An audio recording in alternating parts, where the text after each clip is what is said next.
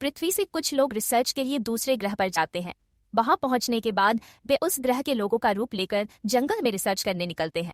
Research के दौरान Jacques नाम का एक आदमी रास्ता भटक जाता है। वह कुछ रहस्यमयी पेड़ों के पास पहुंचता है। जैसे ही वह एक पेड़ को छूता है, पेड़ अचानक गायब होने लगता है और फिर एक एक करके सारे पेड़ गायब हो जाते हैं।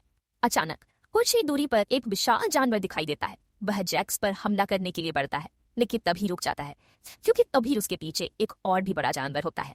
वह बड़ा जानवर जैक्स पर हमला कर देता है। किसी तरह जैक्स अपनी जान बचाते हुए पानी में छलांग लगा देता है। नीचे बहते पानी में वो जैसे तैसे बच निकलता है। थोड़ी देर बाद जैक्स फिर से जंगल में पहुंचता है।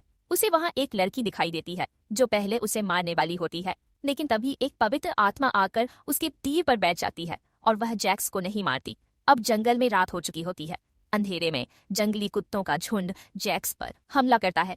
तभी वही लड़की दोबारा आती है और उसकी जान बचा लेती है। जैक्स उसके पीछे पीछे चलता है और महसूस करता है कि यह जंगल कितना शांत और सुंदर है। कुछ दूर जाने पर कई आत्माएं आकर जैक्स के शरीर पर बैठ जाती है, जैसे वे उसे स्वीकार कर रही हों। अचानक उस इलाके के कबीले के लोग पहुंचते हैं और जैक्स को बंदी बना लेते हैं।